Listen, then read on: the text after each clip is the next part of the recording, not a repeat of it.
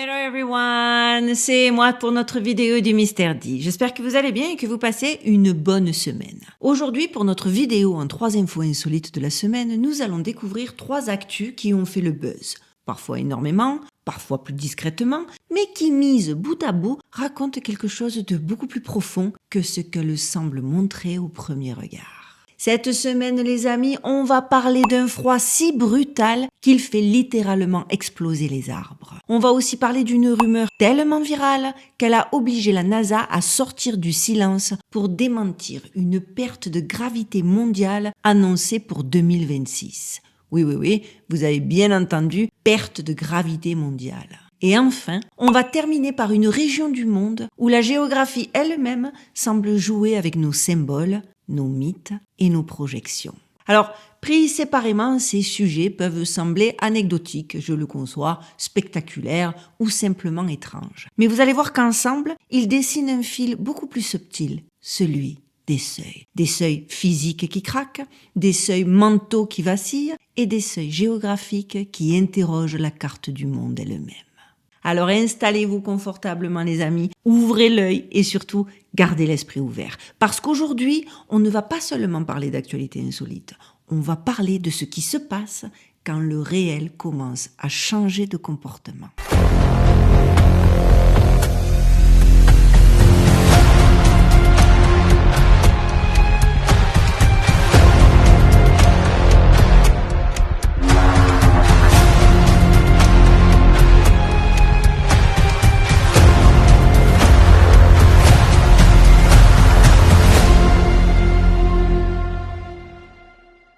On rentre directement dans notre actu numéro 1, quand le froid devient si extrême que les arbres eux-mêmes explosent. On a tous déjà entendu des expressions comme un froid glacial, un froid qui fend la pierre. Mais cette semaine, aux États-Unis, ce ne sont pas des métaphores qui ont circulé sur les réseaux sociaux. Ce sont des vidéos, des témoignages et surtout des sons. Et les vidéos, elles sont choquantes, comme en Russie peu de temps avant, remarque, vous allez me dire. Mais cette semaine, justement, des vidéos ont fait le tour de TikTok, d'Instagram et de X. Des enregistrements nocturnes où l'on entend distinctement des bangs secs, violents, presque métalliques, comme des coups de fusil lointains. Parfois, le claquement est suivi d'un craquement prolongé, sourd, inquiétant. Sur certaines images, comme vous pouvez le voir, on y voit des habitants sortir de chez eux, torche ou téléphone à la main, visiblement paniqués, persuadés qu'il s'agit de tirs, de chasseurs ou de bien pire. Mais non, ce n'est ni une arme, ni une explosion humaine, c'est simplement un chêne, un érable ou un bouleau qui cède sous le gel. Alors vous allez me dire, et alors ? Attendez. Dans le Midwest et les grandes plaines du Nord, alors qu'une tempête hivernale d'ampleur exceptionnelle s'abat sur le pays, les témoignages se sont multipliés. Des quartiers entiers plongés dans le silence, puis soudain, ces détonations sèches, isolées, presque irréelles, au cœur de la nuit. Des arbres qui se fendent net, parfois dans un claquement si violent qu'il fait sursauter tout un voisinage. Très vite, les images ont circulé, des troncs littéralement éclatés, des fissures verticales profondes, des éclats de bois projetés comme si la matière elle-même avait atteint un point de rupture. Vous êtes en train de le voir en image, c'est dingue. Alors évidemment, l'explication officielle ne s'est pas fait attendre. Les météorologues parlent d'un phénomène connu, documenté, mais rarement observé cependant à cette échelle. Le frost cracking. Lorsque les températures chutent brutalement, l'eau et la sève contenues dans le bois gèleraient presque instantanément. Elles se dilateraient, la pression interne augmenterait et le tronc, incapable d'absorber cette contrainte extrême, céderait dans un bruit sec, parfois assimilé à une explosion. Dit comme ça, tout est rationnel, tout est explicable, le phénomène existe, il est observé depuis longtemps dans des régions comme l'Alaska ou le nord du Canada. Circuler, il n'y a rien à voir quoi. Il ne s'agit pas d'une explosion au sens chimique du terme, mais d'une fracture interne, violente, sonore, spectaculaire. Le narratif officiel vous l'explique.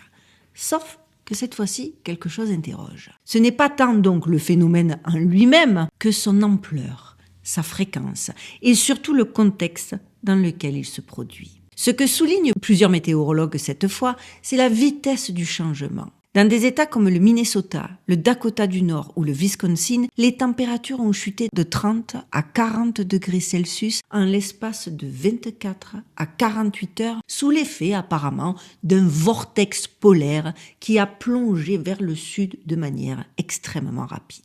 À cela s'ajoutent des températures ressenties descendant à moins 45, parfois moins 50 degrés avec le vent, rendez-vous compte. Autrement dit, ce ne sont pas seulement des températures basses, ce sont des chocs thermiques brutaux qui poussent un nombre bien plus important d'arbres au-delà de leur seuil de tolérance habituel. Résultat, des signalements multiples dans plusieurs États, sans cesse, chaque jour. Cette semaine, des comtés entiers du Minnesota et du Wisconsin ont rapporté des dizaines de cas en une seule nuit. Selon des services forestiers locaux et des relais institutionnels comme les départements des ressources naturelles, on ne parle plus d'un arbre isolé qui se fend quelque part en Alaska, comme on trouve parfois dans les archives, mais d'une accumulation soudaine, concentrée dans le temps et l'espace et qui pose sérieusement question. C'est précisément cette fréquence anormale, couplée à la brutalité du vortex polaire, qui a rendu l'événement si massivement partagé et commenté sur X, TikTok ou Insta, qui pose question, non pas parce que le phénomène serait nouveau, mais parce qu'il s'est produit trop souvent, trop vite, pour rester anecdotique ces derniers temps. Et c'est là que cette actu devient vraiment intéressante. Parce que ces arbres nous montrent bel et bien que ce n'est pas un simple phénomène spectaculaire à raconter autour d'un feu de camp. Non. C'est pas juste visuellement intriguant. C'est l'illustration très concrète de ce qui se passe lorsqu'un système vivant est soumis à des contraintes trop rapides, trop violentes, trop concentrées dans le temps. Comme tout système, il encaisse tant que la pression reste dans une zone absorbable. Puis à un moment précis, invisible, silencieux, il ne tient plus, il rompt. On peut y voir une conséquence du climat, un épisode météorologique extrême parmi d'autres, ou simplement une curiosité naturelle. Mais en vérité, tout ça semble bien trop léger. Parce qu'une chose est sûre, ce type d'événement rappelle que les systèmes naturels ne se dérèglent pas toujours de manière progressive. Ils tiennent, ils absorbent, ils compensent, puis soudain, ils cèdent, sans prévenir. Il ne s'agit pas ici de dire que la nature se rebelle, ni d'y projeter une intention, encore que. Il s'agit surtout de reconnaître que lorsque certains seuils physiques sont franchis, le réel tel qu'on le connaît change complètement de comportement. Il devient plus instable, plus imprévisible, plus spectaculaire. Et ce qui peut être le plus troublant dans toute cette histoire, ce n'est pas que des arbres explosent sous le froid, c'est que ce genre de scènes deviennent suffisamment fréquentes pour être filmées, partagées, commentées, presque normalisées, alors que jusqu'à présent, c'était un cas parmi des milliers. Comme si nous commencions à nous habituer à des phénomènes qui, il y a encore quelques décennies, auraient été considérés comme exceptionnels, voire inconcevables. Gardez bien cette idée en tête, les amis, parce que ce mécanisme de seuil franchi ne concerne, vous allez le voir, pas seulement la nature. Dans la suite de cette vidéo, vous allez voir qu'il touche aussi nos peurs, nos croyances et notre manière de regarder le monde. Et on plonge directement dans notre actu numéro 2. 7 secondes sans gravité. Pourquoi cette rumeur a obligé la NASA à sortir du silence? Après avoir vu ce qui se passe quand les seuils physiques sont franchis dans la nature, passons maintenant à quelque chose de bien plus silencieux, mais tout aussi puissant, les seuils cognitifs. Depuis le début du mois de janvier, une rumeur pour le moins spectaculaire circule massivement sur les réseaux sociaux. Elle affirme que la Terre perdrait sa gravité pendant 7 secondes le 12 août 2026 à 14h33 précise. 7 secondes seulement. Mais selon les posts viraux, suffisamment pour provoquer 40 à 60 millions de morts, des chutes massives, des effondrements d'infrastructures et un chaos mondial durable. À l'origine de cette histoire, un prétendu document secret de la NASA baptisé Project Anchor, censé avoir fuité. Et là, tous les codes de la viralité moderne sont cochés. Début janvier, la rumeur démarre. Elle explose sur TikTok et Instagram via des vidéos texte only, parfois générées par intelligence artificielle, qui déroulent froidement une suite de chiffres et de détails. Nombre précis de morts, budget de 89 milliards de dollars, construction de bunkers souterrains et surtout une date ultra précise calée sur un événement réel, une éclipse solaire totale, le 12 août 2026.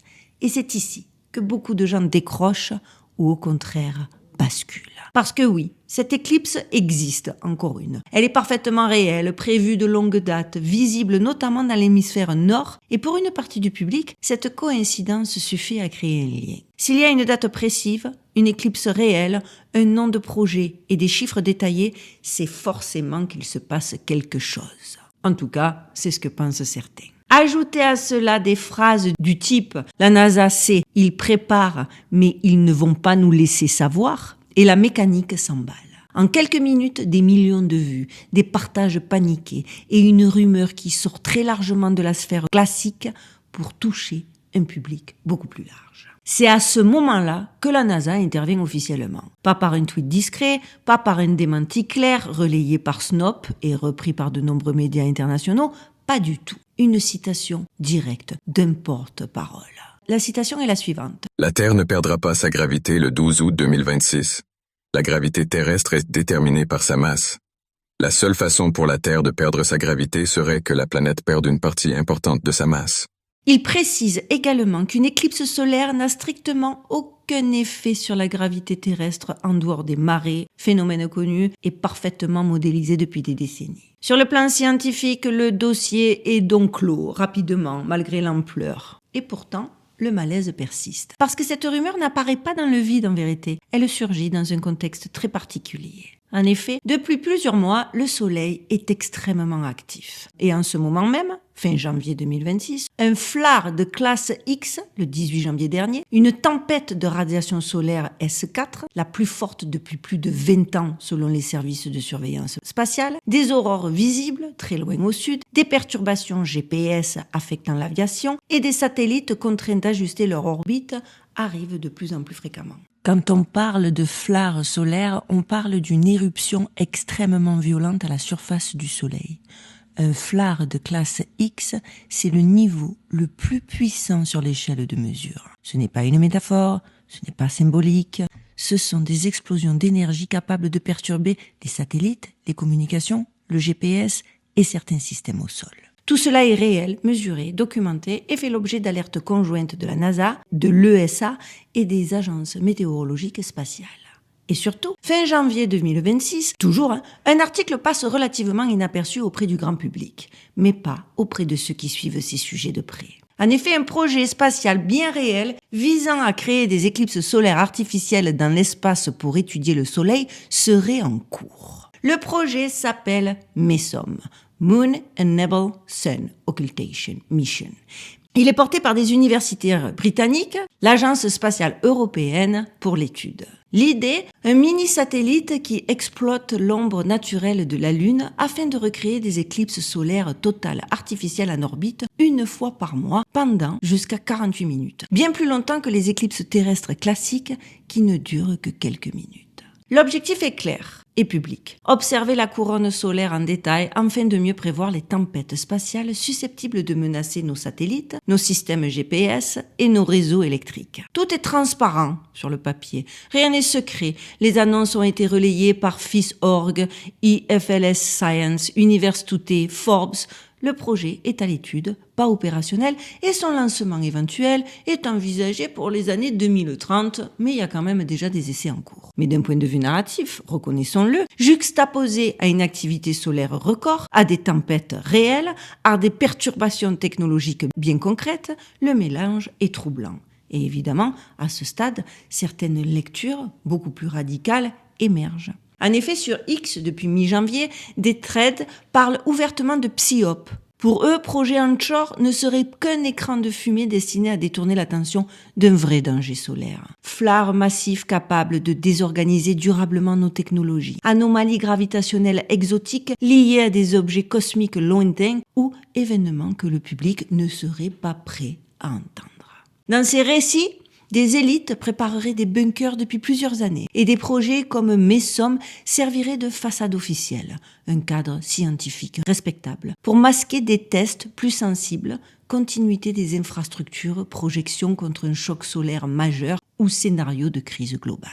Bien sûr, du côté des agences spatiales, la réponse est sans appel. Il s'agit d'un fake total. Mais dans des FLAR de classe X, ce mois-ci, des satellites qui ajustent leur orbite et des perturbations bien réelles, ce genre de théorie trouve un terrain bien fertile parce que c'est assez judicieux. Complot réel ou peur amplifiée par une époque sous tension permanente? La question est légitime. Pour un esprit déjà méfiant vis-à-vis des institutions, le cocktail est parfait. La vérité, des éclipses, des projets spatiaux qui corroborent les éclipses, un soleil instable, des infrastructures fragiles et une rumeur qui parle de gravité qui lâche. Il est réellement très intéressant de constater que plus la NASA dément en plus, plus certains se demandent pourquoi elle le dément aussi fort. Ironie du sort, depuis le démenti de mi-janvier, la rumeur a encore gagné en visibilité. Des posts censés expliquer que ces fakes ont été partagés avec des commentaires du type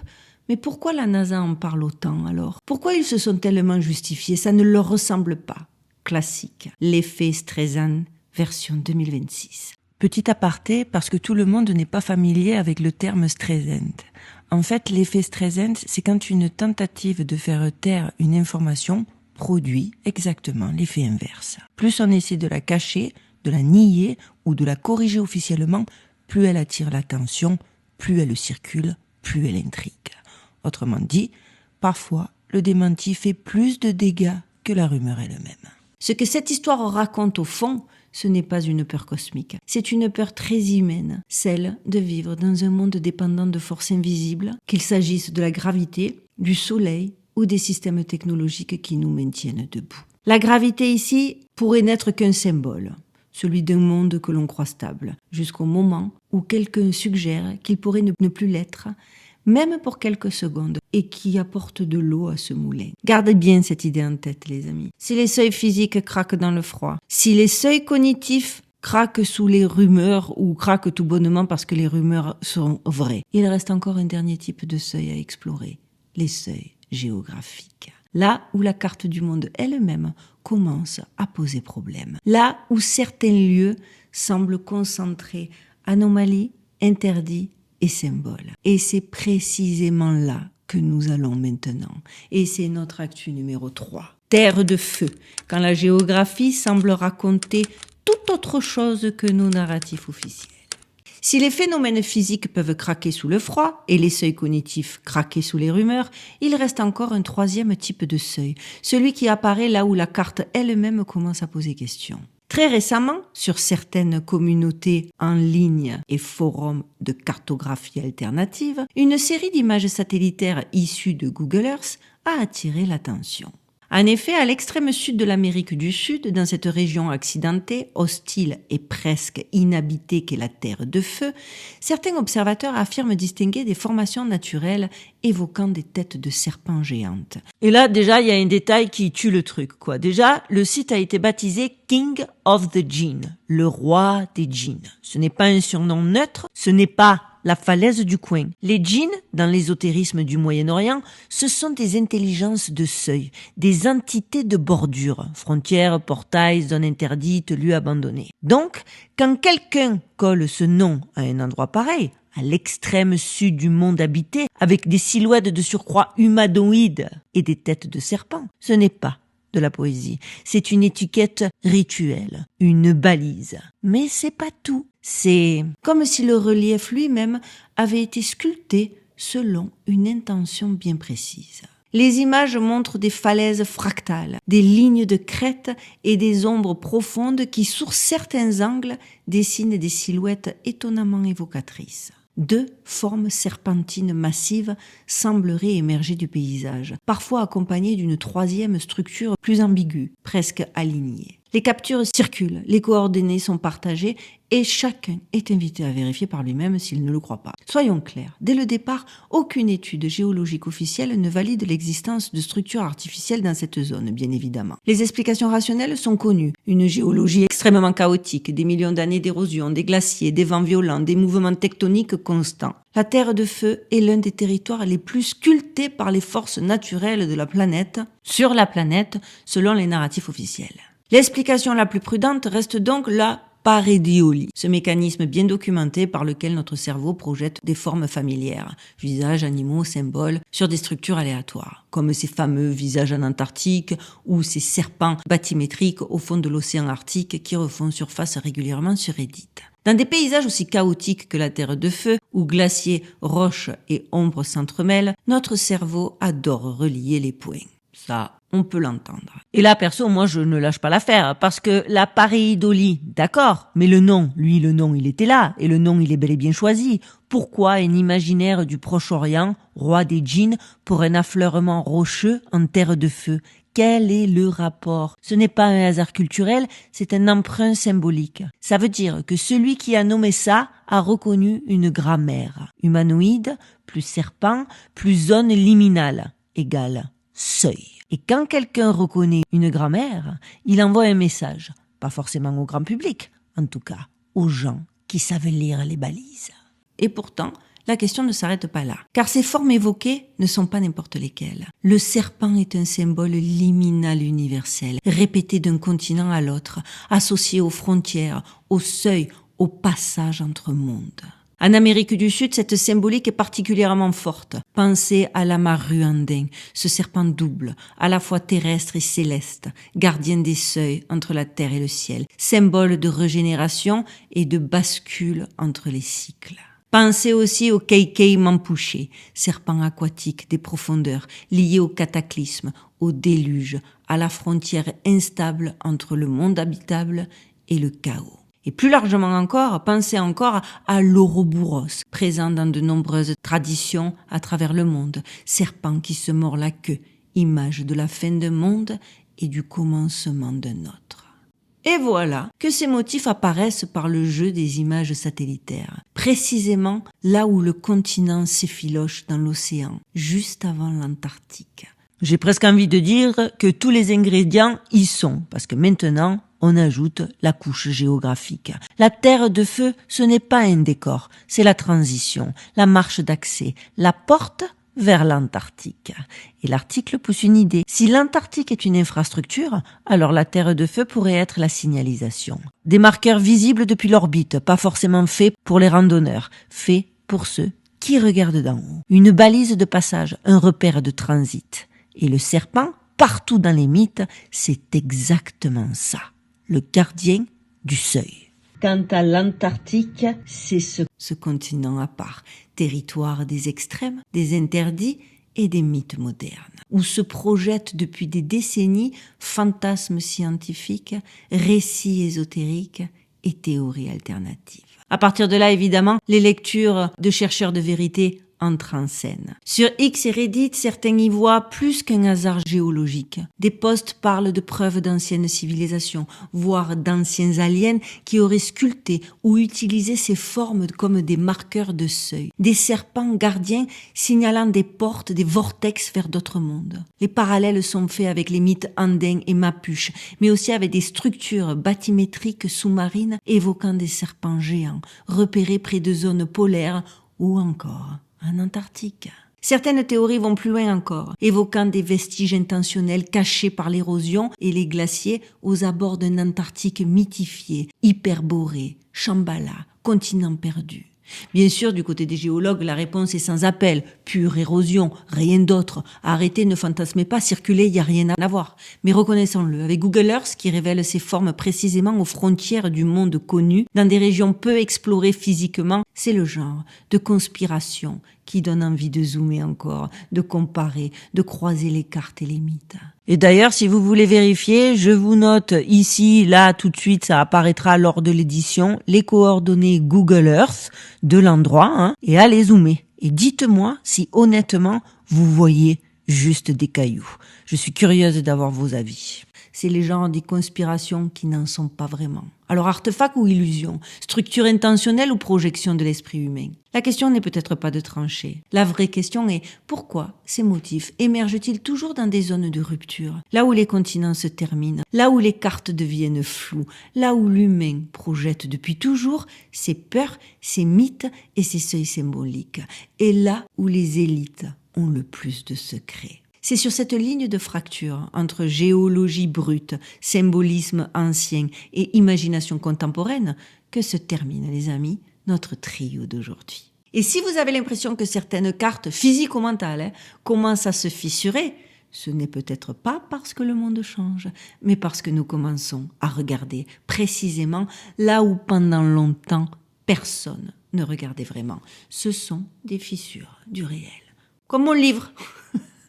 Si on prend un peu de recul sur ces 3 actus, quelque chose se dessine clairement. Dans la première, la matière encaisse, puis cède, brutalement, quand un seuil invisible est franchi. Dans la deuxième, ce ne sont pas les lois physiques qui craquent, mais notre rapport à la stabilité, à la confiance, à l'invisible. Et dans la troisième, ce sont les frontières elles-mêmes, géographiques, symboliques, mentales, qui deviennent floues, ambiguës, sujettes à interprétation.